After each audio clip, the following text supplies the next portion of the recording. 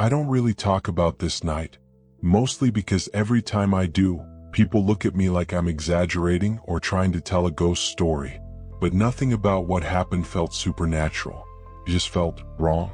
Wrong in a way that sticks to you. This happened 2 years ago when I was renting a small apartment on the edge of town. It was an old building, creaking floors, thin walls, terrible lighting. But it was cheap and I was saving money, so I just dealt with the weird noises. There was one hallway in particular, the one that led to my bedroom. It always felt colder than the rest of the apartment. Not dramatically, just enough to notice. Enough to make me rub my arms every time I walked through it. One night, I got home late from work. It was raining hard and the power kept flickering in the building. When I stepped inside my apartment, everything felt heavier, like the air was thicker. I couldn't explain it. I kicked off my shoes, tossed my jacket on the chair, and walked toward the bedroom. That hallway felt colder than usual, the kind of cold that makes your skin crawl. About halfway down, I heard something from behind me. Just a small sound, like the whisper of fabric brushing against the wall. I stopped. Listen, nothing. I brushed it off, went into my room and shut the door. But the moment the latch clicked, I heard another sound, this time from the other side of the door. A slow, dragging sound, as if someone was dragging their fingers down the wood. My heart jumped into my throat. I froze just listening, but it stopped. I kept telling myself it was the building settling, old wood shifting, that's all. I tried to sleep, but the rain kept slamming against the window and the lights in the hallway kept humming through the thin walls.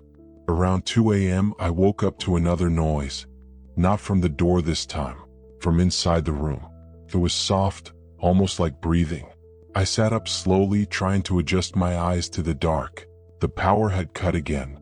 The whole room was nothing but shadows on shadows. "Hello," I whispered. I don't know why. Instinct maybe. Or stupidity. The breathing stopped instantly. My stomach dropped. Because the way it stopped, it felt intentional. Like whoever or whatever it was heard me. I reached over, grabbed my phone, and turned on the flashlight.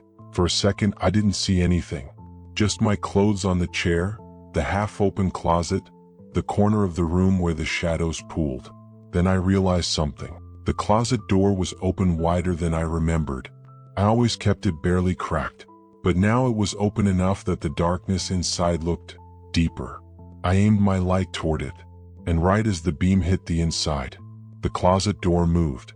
Not much.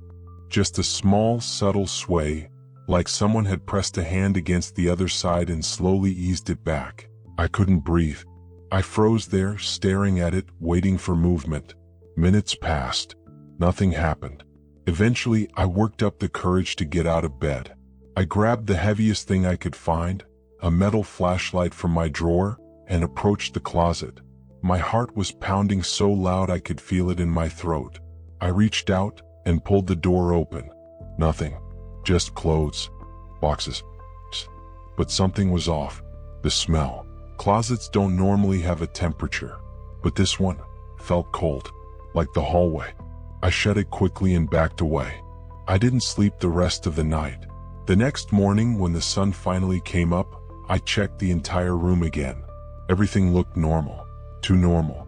Like nothing had happened. I convinced myself it was just exhaustion or my mind playing tricks after a stressful night. Until later that day, when I was heading out for work. I locked my apartment door, turned around, and froze. Because something was lying on the floor of the hallway outside my apartment. A small, folded piece of paper. I picked it up. Inside, written in shaky, uneven handwriting, were 4 words. "I watched you sleep." I felt sick. I looked around, checked the stairwell, the doors, everything. But the hall was empty.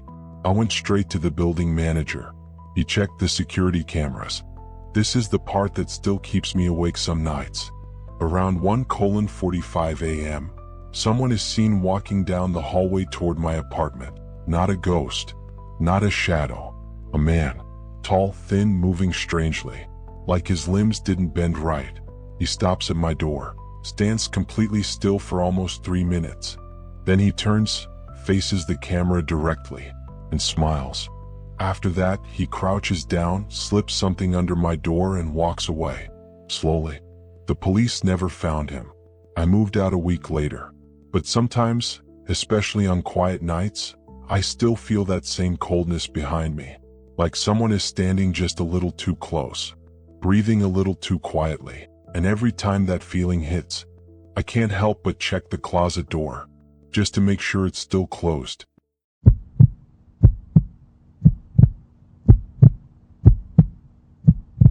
My dad never talked much about Vietnam. Most guys from that era don't, and when they do, it's usually the kind of stuff they can laugh about years later. But there was one story he saved for the very end of his life, something he swore was true but refused to tell anyone except me and, once, his grandmother when she was dying. This is the story he told me. He said it happened somewhere deep in the jungle, 2 days into a mission where he and one other American, along with a handful of CIDG strikers, local villagers who fought with the US, were planting seismic sensors along a network of hidden trails. The jungle out there, he said, felt like a living thing. Thick air, constant humidity, and every direction looked the same, dark green walls closing in tight around you. On the second day, he split off with 2 of the strikers to watch a nearby trail intersection. Just routine surveillance. Nothing unusual. He told me the jungle was oddly calm that day. Not silent, just calm. Birds in the canopy. Insects buzzing. A distant monkey now and then. Nothing that puts you on edge, he said. Just the usual background noise. They waited there for hours, 3 maybe 4. Eventually they decided they needed to move, either push farther down the trail or head back to rejoin the rest of the patrol. Before stepping out, my dad said he did what he always did. Check the trail one last time. Just a quick glance. Left, right. Intersection ahead clear. He told me, and then I froze. Because lying on the ground just off the trail, maybe 20-30 feet away, was a man, a soldier. But not just any soldier. My dad described him as a light-skinned black man in full Union cavalry gear, like something out of the Civil War. Blue coat, 2 pistols, a Spencer rifle, a short curved club at his hip. My dad said his brain just locked up, like it couldn't even process what he was seeing. Before he could say anything, the man turned his head, looked straight at him, and smiled. Not a creepy smile or anything, just calm, knowing, like he'd been expecting him. Then the soldier raised one finger to his lips, a soft motion, and slowly gestured for my dad to back away. My dad said something in that man's eyes made him listen without question. He signaled for his guys to stay down and backed up into the brush. As he moved, he saw the Union soldier doing the same, sliding quietly into the jungle on the opposite side of the trail. My dad didn't hear anything at first, just his own heartbeat in his ears. But less than 10 seconds later, the jungle shifted, branches moved, boots scuffed dirt, and suddenly the lead element of an NVA unit walked straight through the intersection. Close. Too close. My dad said there were dozens of them. 70, maybe 80 soldiers. Rifles, machine guns, RPGs. Enough firepower to erase their entire team before they could fire a single shot. He didn't breathe. None of them did. They just stayed perfectly still until the last man disappeared into the trees. As soon as it was clear, he and his team pulled out, moving fast but silent, straight back to the rest of the patrol. He reported the NVA movement, but not the soldier. He never said a word about that part. Not to his team. Not to his commanding officer.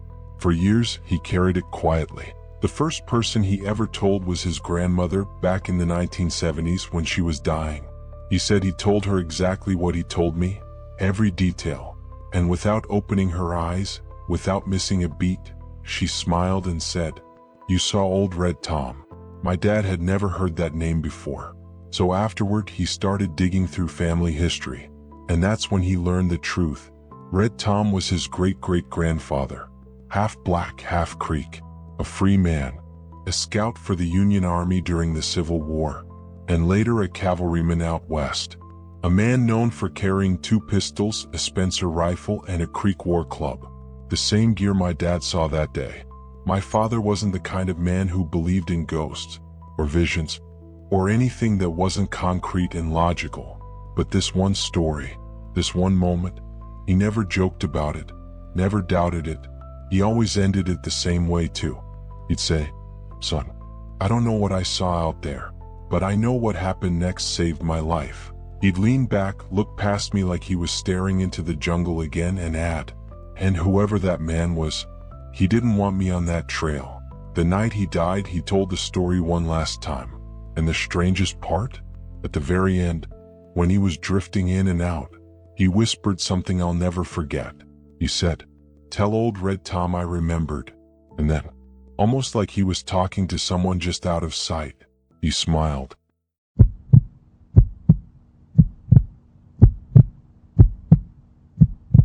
I don't talk about this story often. Even now, all these years later, just thinking about it brings back that same cold feeling in my chest. The same feeling I had the night my friend disappeared. We were freshmen in college back then, still figuring life out, still making dumb decisions, still thinking nothing truly bad could ever happen to us. She and I weren't best friends, but we were close enough. Close enough to share late-night coffee runs, study breaks, and the occasional weekend party. She was one of those people who lit up a room without even trying. And then, one night, she just didn't come back. It happened at a party at another university, about 25 miles north of ours. A big school, thousands of students, huge off-campus crowd. The kind of place where music pours out of every window and strangers drift in and out like it's all one big moving river. She rode there with another friend. Nothing unusual. A typical college Friday. But sometime around midnight, she vanished. Not in a dramatic way. Not with a scream or a scene. Just gone. Her friend told us she'd been playing some yard game, cornhole or something, with a group of people. And then she walked off toward the driveway, said she was going to grab some air. That was the last time anyone saw her. At first, nobody panicked. You don't panic when someone at a party steps away for a few minutes. But then her phone went straight to voicemail. Then she didn't answer texts. Then her social media went silent. By 3 a.m., that warm, careless party energy had flipped into something tight and anxious.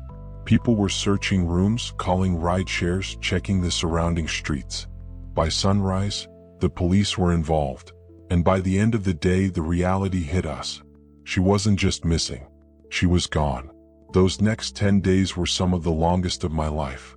Not just because she was missing, but because nothing made sense. There were no leads, no sightings, no pings from her phone. She had simply vanished in a city full of thousands of eyes. There's a certain kind of silence that happens when someone disappears. It settles over the people who knew them.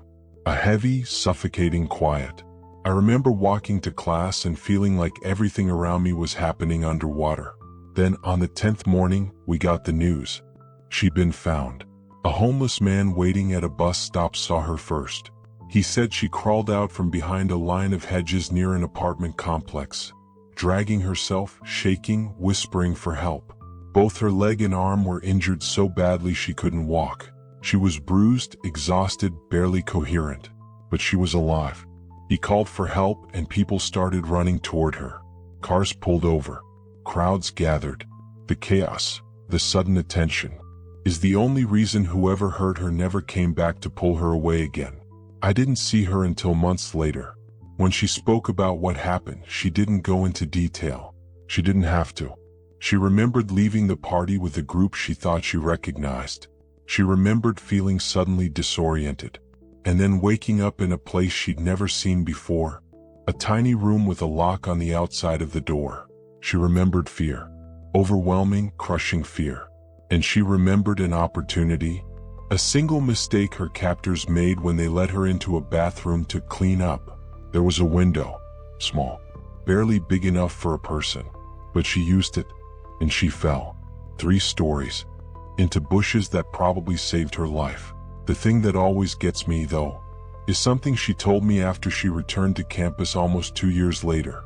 She said, "When I crawled out of that hedge, I didn't know if anyone would help me. I didn't know if the people who hurt me were right behind me, but I just kept going, because something in me said, move, now." before it's too late. I asked her once what that feeling was. Intuition? Panic? Instinct? She just shook her head and said, "It felt like someone was walking right next to me, pushing me forward." She changed after that, of course. No more parties. Carried protection everywhere. Windows always locked. Doors always checked twice. But she survived. She graduated. She became a nurse. She built a life that wasn't defined by what happened to her. Still, every time I drive past that city, especially at night, I feel this strange chill wash over me.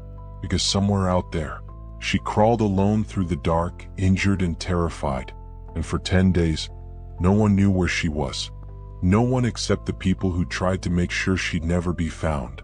And that thought, that quiet, lingering thought, is what still keeps me up sometimes.